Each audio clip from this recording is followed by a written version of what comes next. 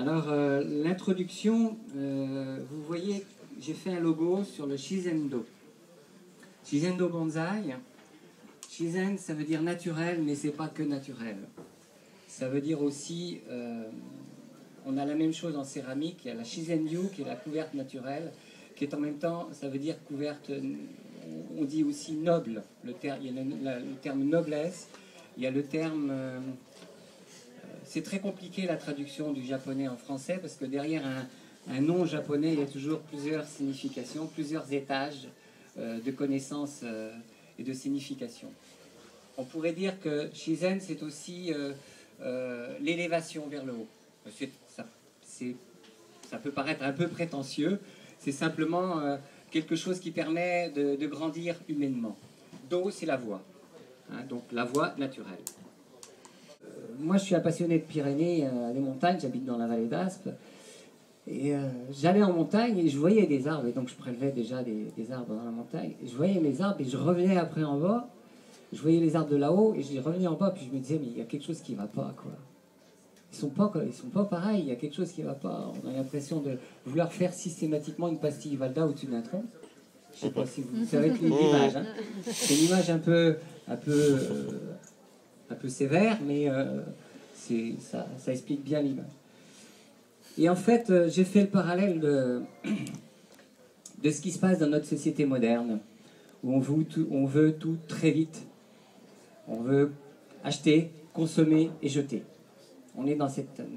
L'homme moderne est complètement dénaturalisé. Il n'a plus de relation aux lois de la nature. Autrefois, les lois de la nature, c'était quoi? C'était travailler en fonction des saisons. Notre corps, lui-même, réagit par rapport aux saisons. Moi, je me soigne avec la médecine chinoise, qui est très, très, très pointue sur ces éléments-là. C'est très intéressant de voir, j'ai fait les parallèles avec le bonsaï, c'est ça. Le bonsaï est très intéressant pour ça. Il nous ramène cet élément-là. Les lois de la nature sont agissantes en nous, et même dans notre psychologie, on pourrait dire. Vous savez très bien, quand on a eu ce temps, avec ce temps gris, comment on avait le caractère, l'humeur maussade, autant que le temps dehors.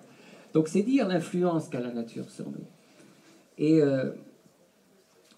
on voit en plus les conséquences d'une vision de la nature comme étant un moyen de rentrer, moyen de faire un peu plus de spéculation financière, on va dire. Les multinationales y vont à tour de bras, avec la possibilité d'enrichir un minimum de personnes, mais d'apporter la pauvreté à un maximum d'autres personnes.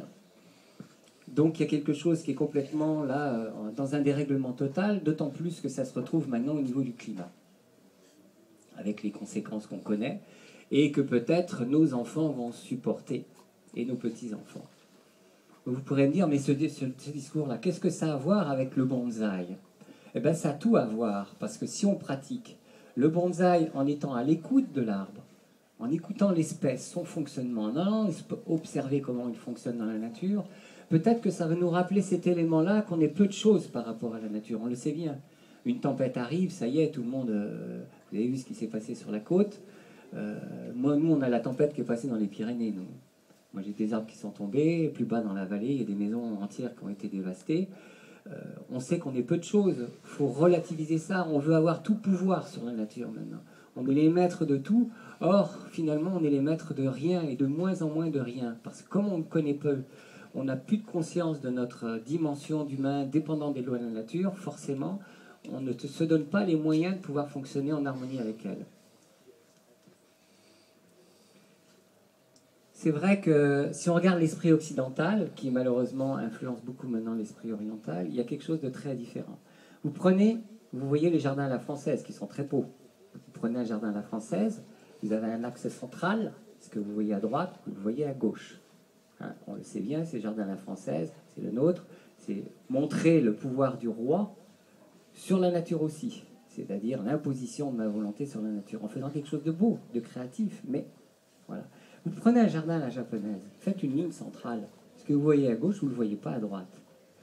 Bon, c'est une idée générale, ça ne veut pas dire non plus... Il y a beaucoup d'interventions dans le jardin à la japonaise.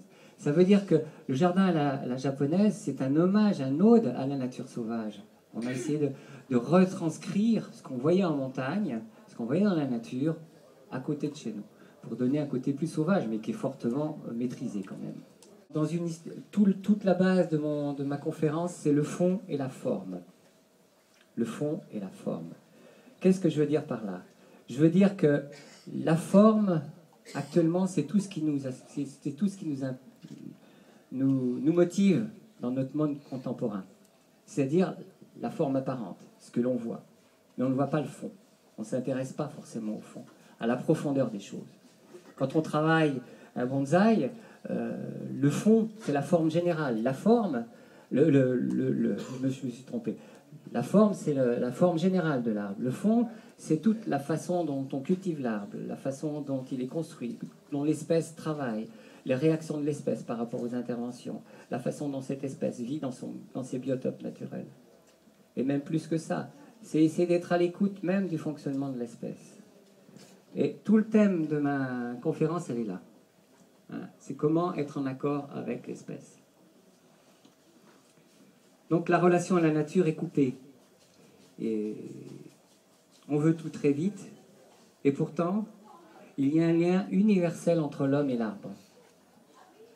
Dans toutes les traditions, l'arbre a énormément d'importance. Quel est le lien universel qu'on trouve dans l'arbre, entre l'arbre et l'homme?